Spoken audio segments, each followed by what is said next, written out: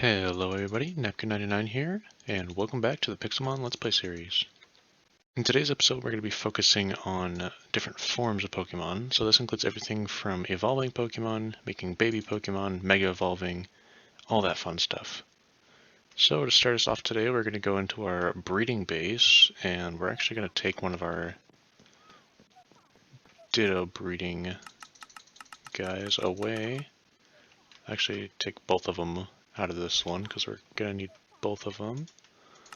So in this first one we're going to be putting our Ditto with our Manaphy. So usually Legendaries can't breed, but Manaphy is a very rare case where you can actually breed it with a Ditto to get Phione, which is the first form of Manaphy. And that's the only way you can get that first form. And then in our other breeding station here, we're going to breed a Chimecho holding a pure incense with our other Ditto. So this will produce a Chingling egg, which is the baby form of Chimecho.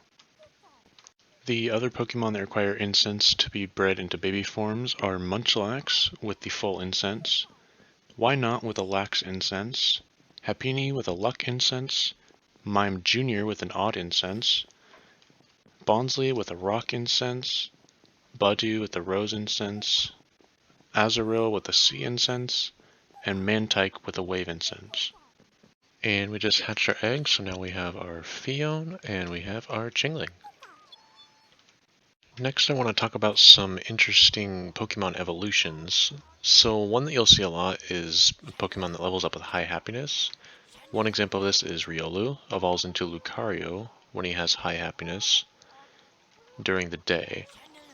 So I believe the high happiness is at 255 or something like that, is when it's considered high enough to be able to evolve.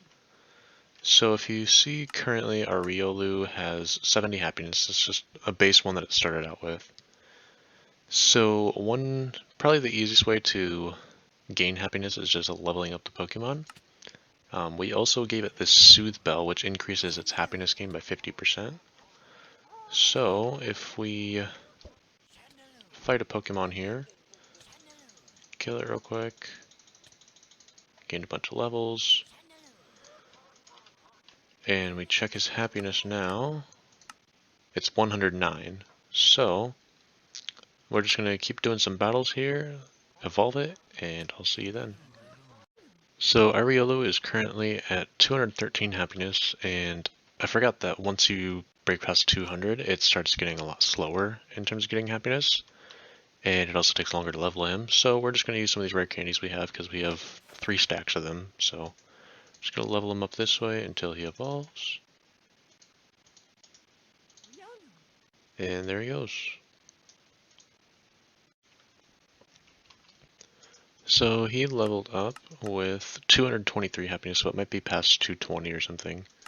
Not exactly sure the number, but he's there now. So our next interesting one here is Inkay, which normally in the game evolves when you hold the system upside down, but in Pixelmon it just evolves when you're at Y127 or above, when it hits level 30. So I am at Y131 here, so if we feed it this rare candy, it should evolve. And now we have our Malamar. Personally, this is one of my favorite ways of evolving a Pokemon in the regular games when you're holding the system upside down. I just thought that was a pretty neat thing. And I want you guys in the comments to let me know your favorite way of evolving a Pokemon as well. The next strange evolution we're doing is Pancham, which actually evolves when you have a Dark-type Pokemon in your party when he levels up. So we have an Umbreon here, which is obviously Dark-type. We're gonna give him a rare candy, and now he should evolve. And we've got our Pangoro. Our next one is actually a legendary, Meltan, which evolves after you level him after smelting 400 ores with him in your party. So we've already smelted the 400 ores, and now we're gonna level him up. And he evolves into Melmetal, which is obviously much bigger than the Meltan. So that's pretty cool. If you've been wondering what this big green rock by our base is for, it's for evolving Eevee into Leafeon, so if we level him up within 10 blocks of this rock, he will evolve into Leafeon. And similar to Leafeon, if you level up an Eevee by an Icy Rock, it will evolve into Glaceon.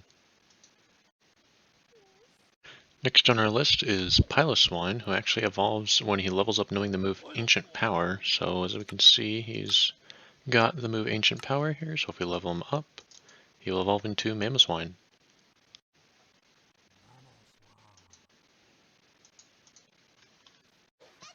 Pikachu is just one of many Pokemon that evolve when you right-click them with a certain stone. In this case, it is the Thunderstone to evolve him into Raichu. So next I just wanted to talk a little bit about Pokemon that evolve when trading.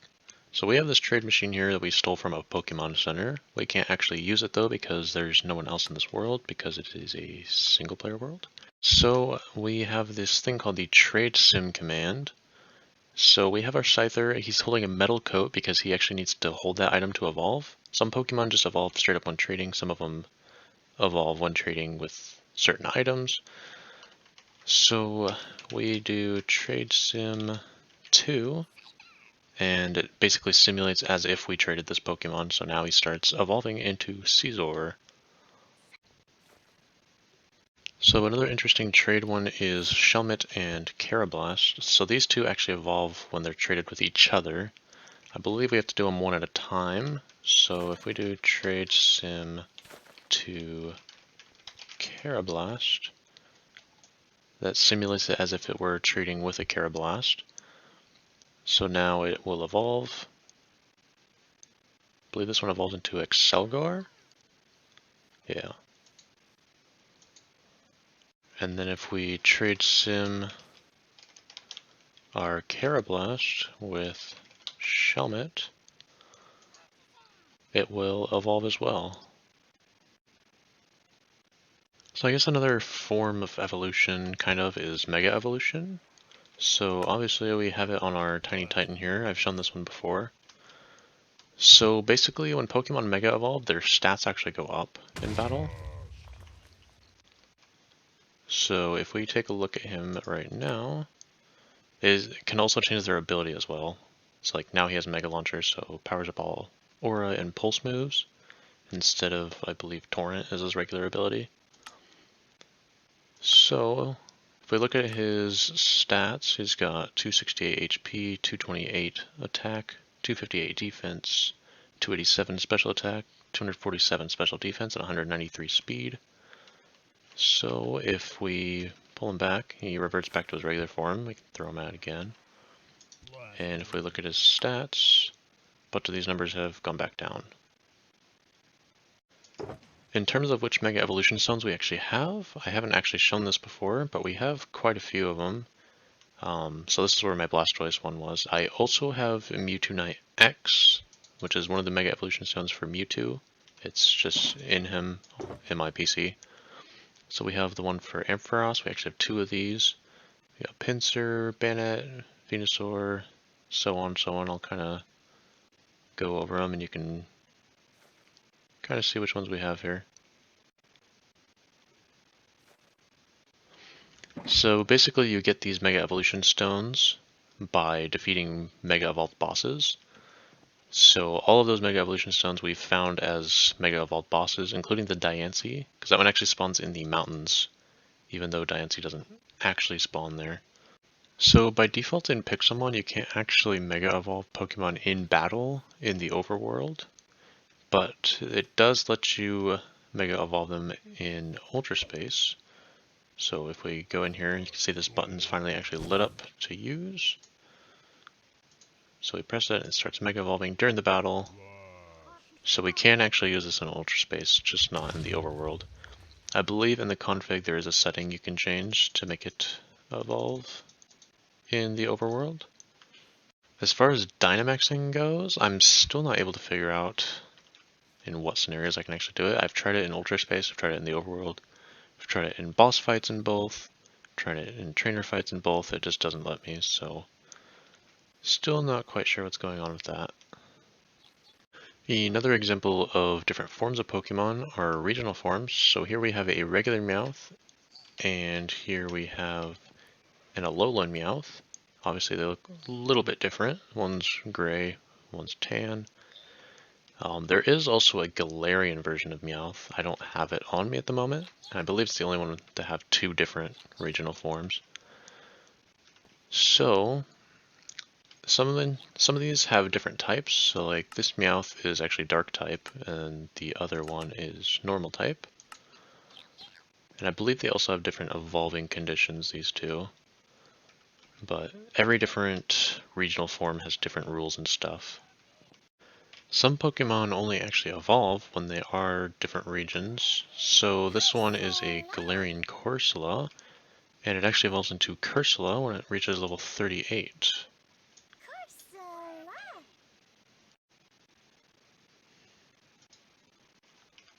So a weird one that evolves, one of these regional forms, is Galarian Yamask. So this one actually evolves when it takes 49 damage without dying. So we have a Focus Sash on him, and we're going to fight this boss and hopefully get hit.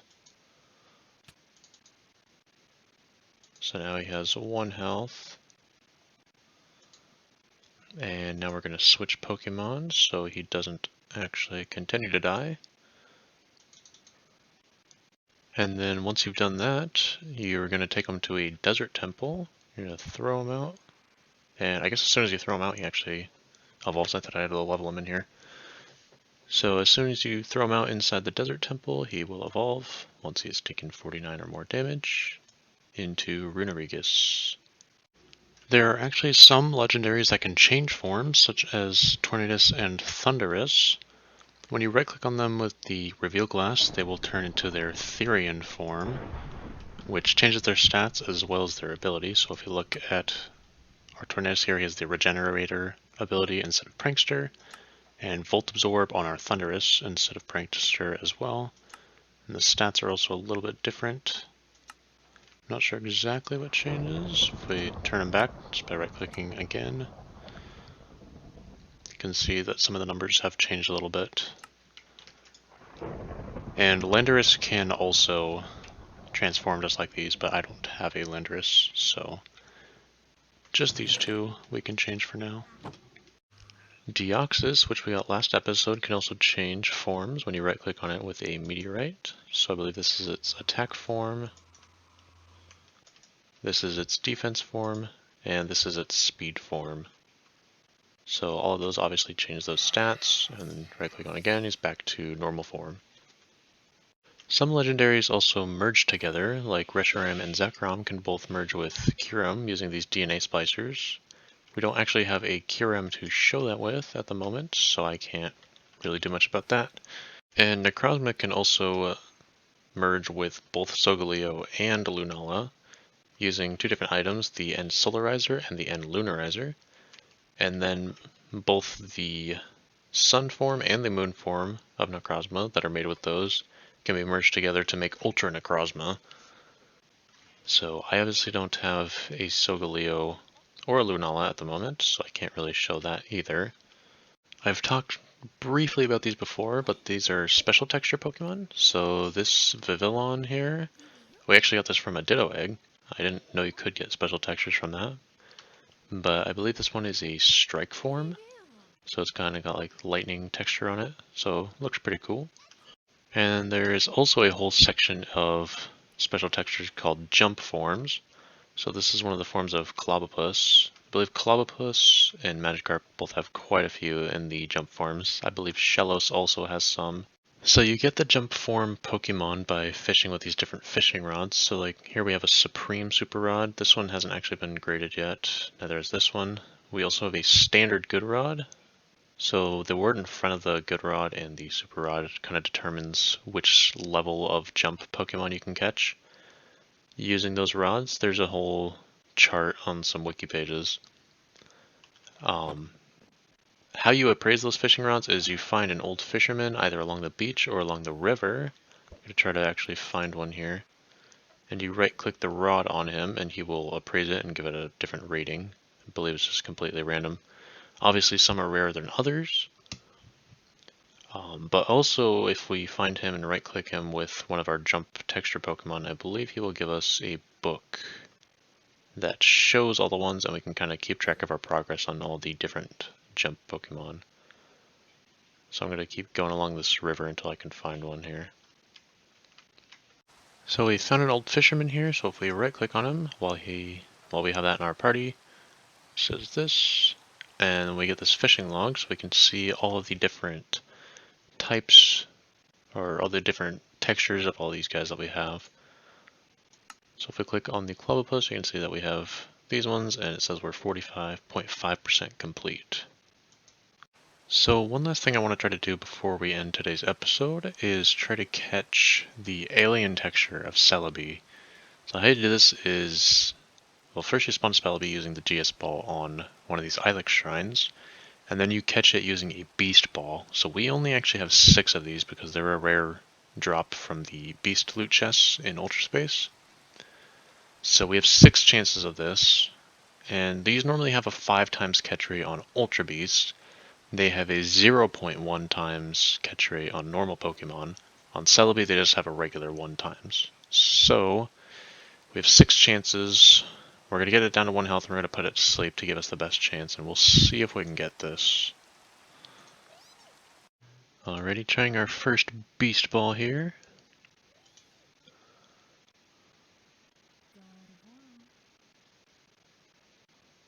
And we actually got it first try, awesome. So now that we've caught this, it should turn into Alien Celebi. So if we check, yep, here he is. Let's put him in our party so we can actually see what he looks like. And there it is.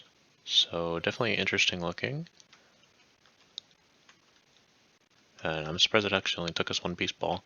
Took us a long time to get into that point because he learned, or he knows Recover, so he kept healing back up. And then he's Grass type, so we couldn't use our Spore on our Parasect, so we had to use Hypnosis on our Gardevoir. So before I end today's episode, I need to pick the winner of the vote from last episode. So the votes we had were for generations 1, 3, and 4. So I have these 3 items in here, kind of representing those generations, because this takes 1 diamond, 3 diamonds, and 4 diamonds. Because I could have renamed things, but I need to keep my XP levels in here, because they're quite hard to get in Pixelmon. So we're going to see what the winner is here. And it is Generation 3. So next episode we are going to start to collect all the Pokemon from Gen 3. Anyways, thank you all so much for watching. I hope you enjoyed, and I will see you in the next one.